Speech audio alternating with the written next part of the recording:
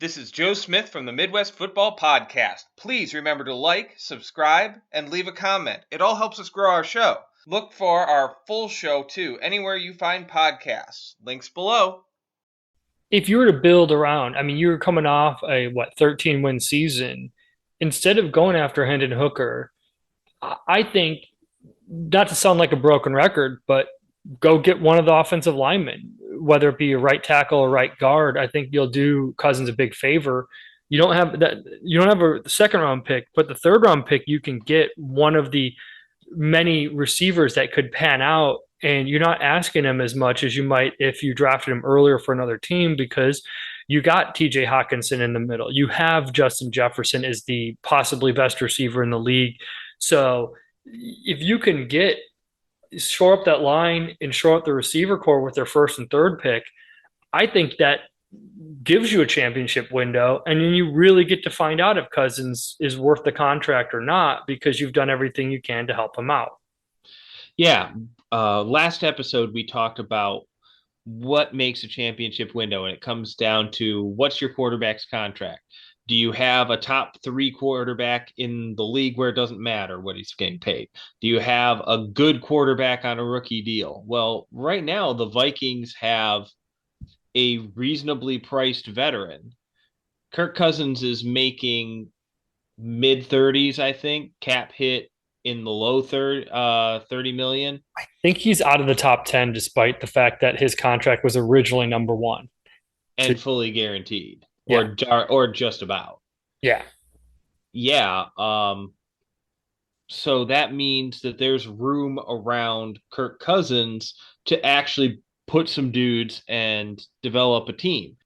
The Vikings need to look in the mirror, and they need to say, are we, if we hit on our picks this year, a Super Bowl contender right now?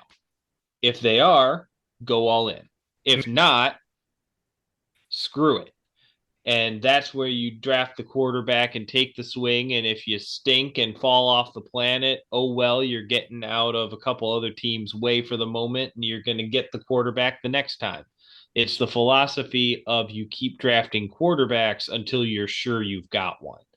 And I think that's why Hendon Hooker works for them, because even if they don't win the Super Bowl next year, I don't think they're going to be in the top 10, top 3 to go after Caleb Williams or anything like that. I think that he would make sense as a red shirt because he has upside, more than any other position, whether you're a Hendon Hooker believer or not. This would be a good position. Now, they could also go after the shiny object, which would be the receiver, going after Jordan Addison or Zay Flowers to go with Justin Jefferson and just really blow out the receiver core. And I think that's an option that could be really considered too. Yeah, but to me, the biggest need for the Vikings, other than somebody in the right side of the line where they might actually be able to run the ball efficiently, they have needs at all 3 levels of their defense. They're an incomplete defense right now. They could use another edge. What they really need help with is D tackle. They need linebacker help. They could use another corner. Yeah, they just let Patrick Peterson go over to Pittsburgh.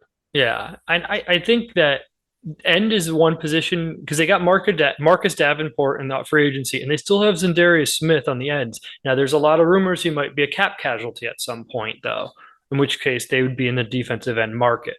But I agree. I think that they don't necessarily have to chase the shiny objects on the offense, and they could just go hammer the defense home, because I agree they are weak, and it wasn't the offense that or Kirk Cousins that let them down. Maybe hold the teams to less than 30 points a game, and maybe Kirk Cousins in primetime doesn't disappoint as much. Against good teams, in other words. Yeah.